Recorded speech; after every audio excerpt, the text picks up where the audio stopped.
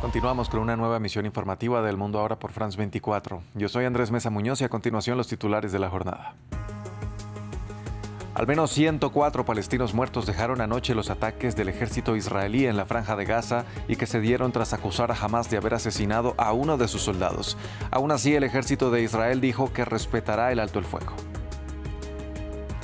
Melissa se aleja ahora de la costa este de Cuba como un huracán de categoría 2 y se dirige hacia Bahamas, donde se prevén peligrosas marejadas ciclónicas. Esto tras su devastador paso por Jamaica, donde dejó 500.000 de ciudadanos sin electricidad. Estados Unidos y Corea del Sur anunciaron haber llegado a un acuerdo comercial. El pacto se dio durante la visita del presidente estadounidense Donald Trump a Seúl, que será el lugar del encuentro con el presidente chino Xi Jinping mañana jueves. En nuestra sección En Contexto, hoy nos trasladamos hasta Sudán. En el marco de la sangrienta guerra civil que se extiende ya más de 2 años y medio, esta semana la toma de la estratégica urbe de Al-Fashir, en el norte de la región occidental de Darfur, por parte de los paramilitares de las Fuerzas de Apoyo Rápido, ha despertado las alarmas por el nuevo mapa territorial que se dibuja. Marta Moya nos lo amplía enseguida. Empezamos.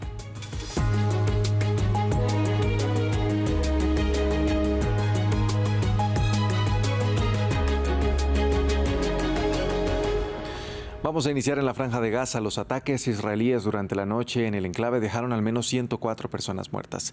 La reanudación de las hostilidades genera preocupación entre las potencias occidentales por el alto el fuego, mientras Israel busca zanjar el nerviosismo, asegurando que respetará esta tregua que, según dijo, ya se reanudó a partir de la mañana de este miércoles. El informe es de Albert Naya. A la orden de Netanyahu de volver a bombardear, la intensa reacción del ejército israelí y más de 100 muertos. Ante tales ataques volvieron los funerales masivos en la Franja de Gaza.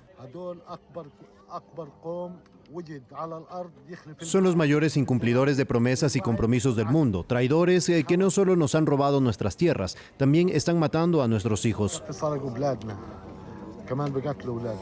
Dos mundos contrapuestos a escasos kilómetros de distancia, porque los israelíes parecen aportar argumentos similares ante la ineficacia de Hamás por devolver los cuerpos de los rehenes.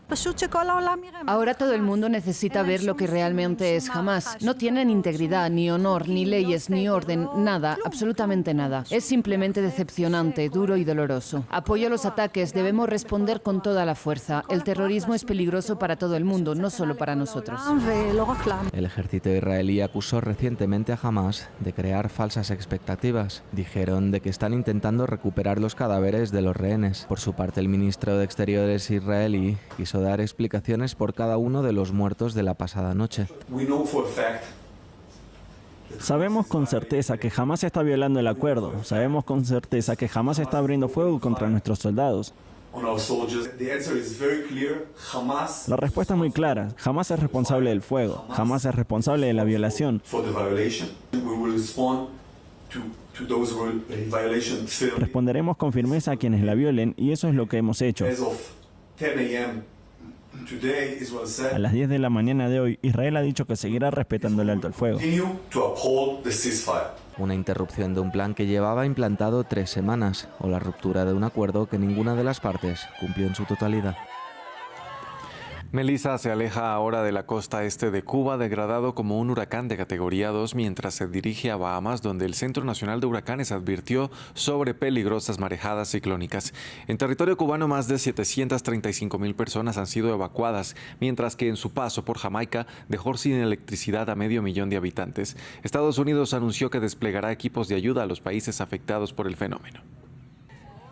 El huracán Melissa se degrada a categoría 2, tras dejar una estela de destrucción en el Caribe.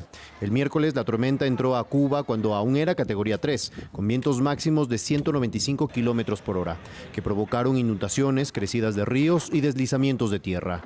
Unas 735.000 personas fueron evacuadas de sus hogares en el oriente de Cuba ante la llegada del fenómeno climático. Infernal toda la noche, la ventolera, eso ha sido tremendo. Por lo menos allí en el Hotel Las Américas no hubo daños significativos, pero va a tratar de recuperarnos, ¿sí? Va a tardar un poco.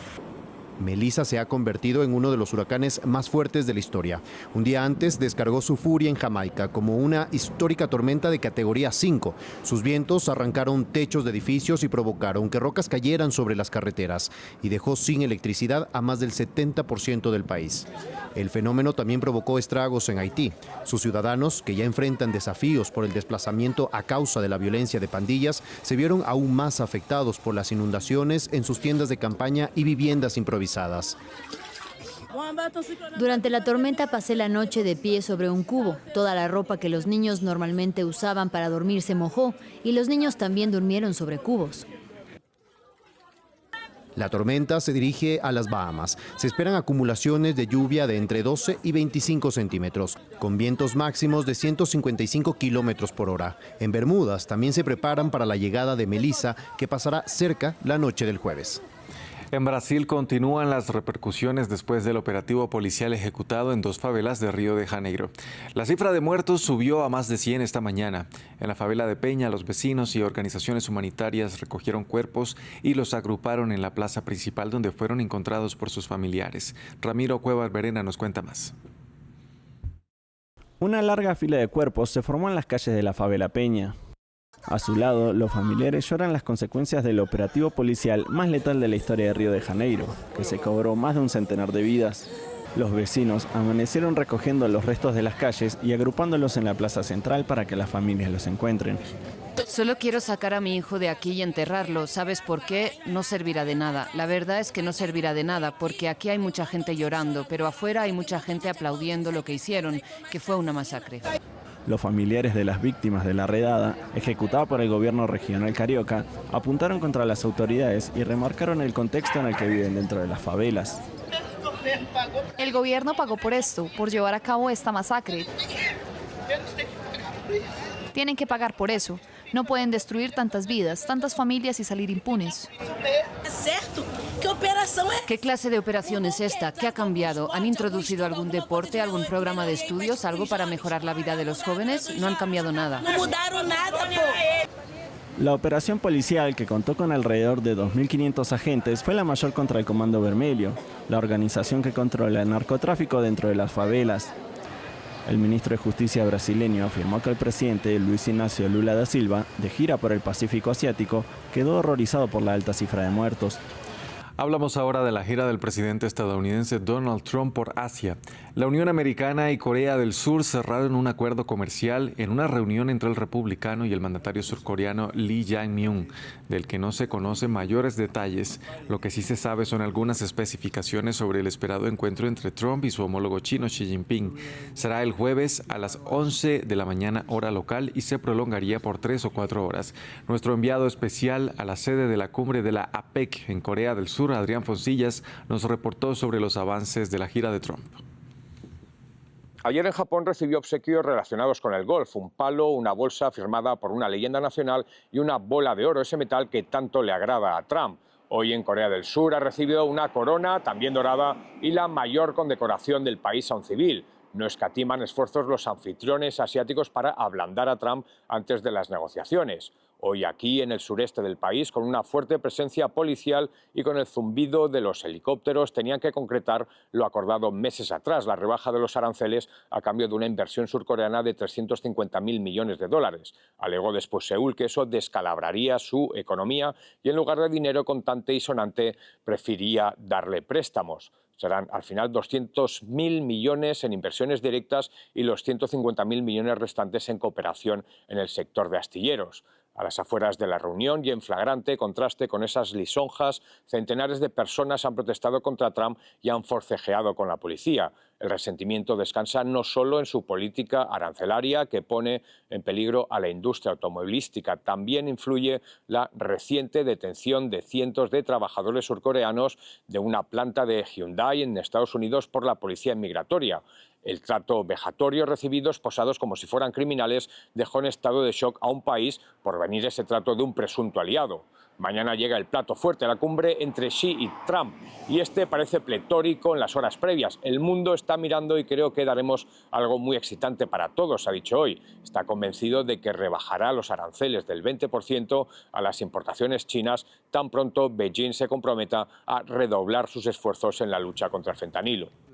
Pasamos a Francia. El robo en el Museo del Louvre sigue dando de qué hablar. Esta vez la policía reconoció importantes deficiencias a la hora de proteger el edificio.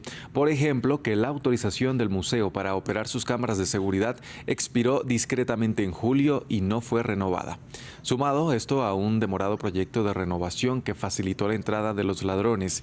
El jefe de la policía dijo también que hubo fallas en la cadena de comunicación. Por ejemplo, que la primera alerta no provino de las alarmas del Louvre, sino de un ciudadano de a pie. Hoy los dos hombres que fueron detenidos tras encontrar su ADN en la escala del crimen reconocieron parcialmente su participación en el robo. Llegó el momento de nuestra sección En Contexto. Y como es costumbre, ponemos en perspectiva una de las noticias más importantes de la jornada y por ello saludo en el estudio a esta hora a mi compañera Marta Moya. Marta, ¿qué tal? Buenas tardes. Muy bien, Andrés, muchas gracias. Marta, hoy nos vamos a trasladar hasta Sudán, el país africano que desde hace 2 años y medio vive bajo fuego de una sangrienta guerra civil y que esta semana alcanzó un nuevo estado con avances clave de las fuerzas paramilitares de apoyo rápido. Sí, Andrés, ahora vamos a pasar a describir un poco más a los actores de la guerra sudanesa, pero antes vamos a lo más reciente. El pasado domingo y tras 18 meses de asedio por parte de las fuerzas de apoyo rápido, los paramilitares, que llamaremos a partir de ahora FARC, el domingo el grupo anunció la toma del cuartel general del ejército regular en la ciudad de Al-Fashir, el último bastión de los militares regulares en la región de Darfur, al occidente del país. Me refugio en Dios del maldito Satanás. Hoy es un día histórico. El Estado de 1956 ya no existe. Hoy izamos la bandera de la libertad. Hoy izamos la bandera de la libertad. Hemos rendido los honores, señor presidente. El derecho del pueblo sudanés está en nuestras manos y ahora estamos dentro de la 6ª División de Infantería. Durante casi 2 años, las FARC mantuvieron sitiada esta estratégica ciudad de Al-Fashir, atacando a civiles con drones y artillería y provocando la hambruna a más de 250.000 personas. La ONU denuncia ejecuciones sumarias en terreno a pesar de las dificultades para reportar la situación allí por el apagón de las telecomunicaciones en esa región controlada por los paramilitares. El ejército regular, efectivamente, confirmó también su retirada del territorio para, dicen, salvaguardar la vida de los civiles.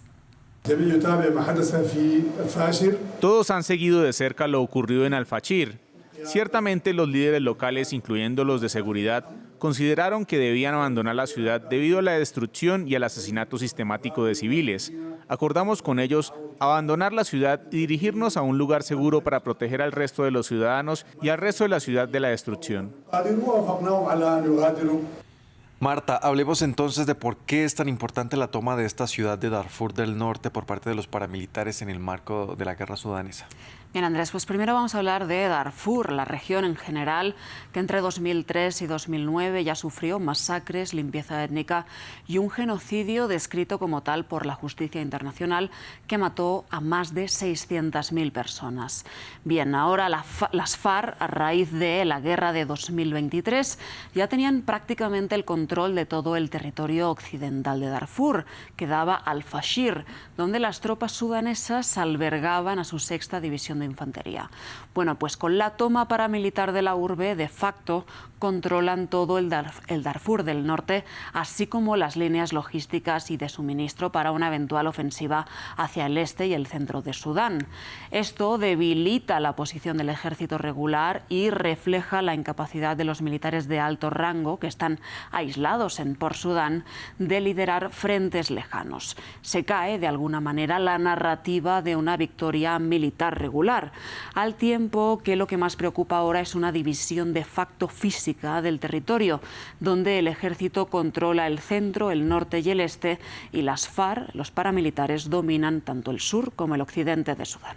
Esta victoria paramilitar, Marta, sobre al-Fashir se enmarca, como decíamos, en una guerra que ya se encamina hacia su tercer año, pero que tiene raíces más profundas. Sí, Andrés, de hecho voy a hacer un poco de contexto histórico porque realmente se data el inicio de la guerra civil en abril de 2023, pero realmente la raíz viene de mucho tiempo atrás.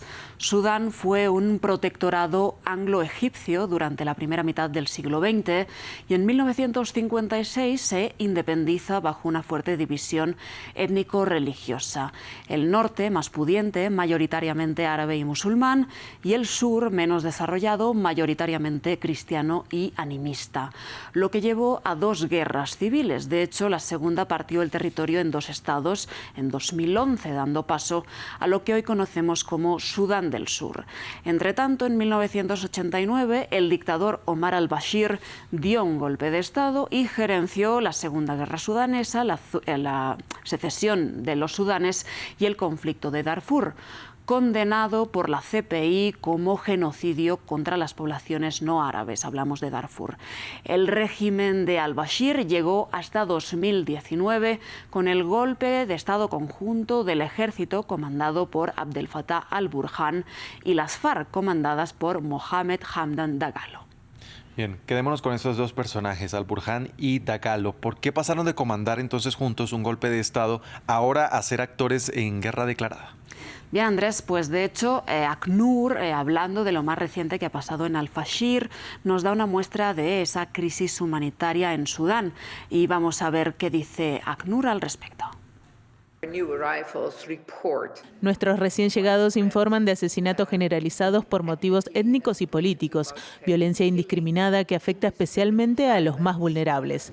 Tenemos testimonios de personas con discapacidad que fueron ejecutadas, que fueron asesinadas porque no pudieron huir, pero también nos llegan noticias de personas que intentan abandonar la ciudad y consiguen salir de ella, pero que en el camino son capturadas y también son asesinadas a tiros por motivos desconocidos. Vamos a seguir hablando de la crisis humanitaria en Sudán. Andrés, los datos hablan por sí solos. Hablamos de un país de cerca de 47 millones de habitantes en el que más de 30 están en situación de necesidad. Una guerra que, según la enorme variación de cifras que dan las diversas fuentes, podría ascender ya a más de 150.000 muertos. Los desplazados han llegado a 14 millones a lo largo de estos 2 años. Ahora mismo todavía hay casi 10, 9,8. De hecho, más de 4 millones de personas se han ido del país a territorios fronterizos y también inestables como son Chad, Etiopía o incluso Sudán del Sur. Cerca de 25 millones de sudaneses viven bajo condiciones de inseguridad alimentaria y 2 millones padecen riesgo inminente de hambruna. Además, enfermedades como el cólera se han disparado, matando a más de 2.500 personas registradas, que podrían ser más. Solo estas cifras del cólera en el año 2024.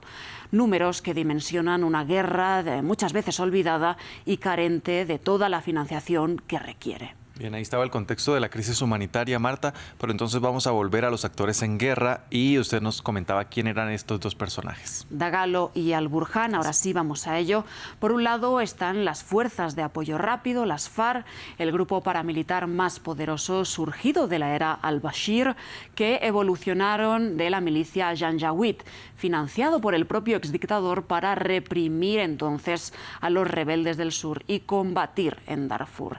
Estas son comandadas, como decía, por Dagalo, se unieron con el ejército para dar un golpe de Estado en 2019, establecieron un gobierno de transición y una nueva constitución.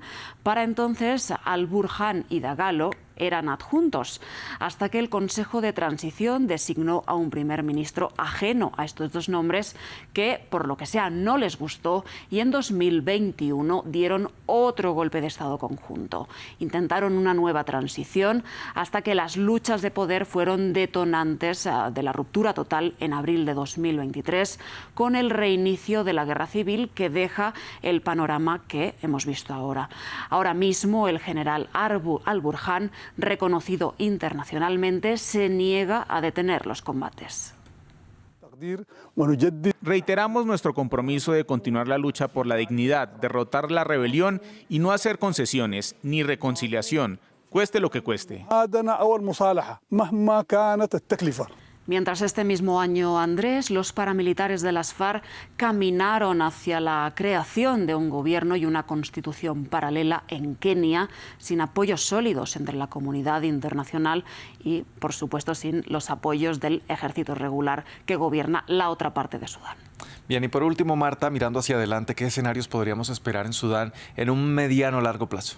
Bien, pues es difícil, ¿no?, hacer cálculos con una guerra de estas dimensiones y características y con unas negociaciones que parecen débiles entre las partes, unas negociaciones indirectas en Washington.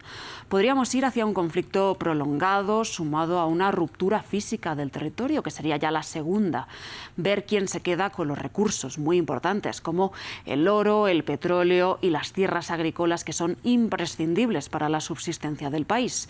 Además, habría que ver quién se queda con los corredores comerciales como por Sudán, Jartum, la capital, y Al-Fashir, recientemente tomada por las FARC.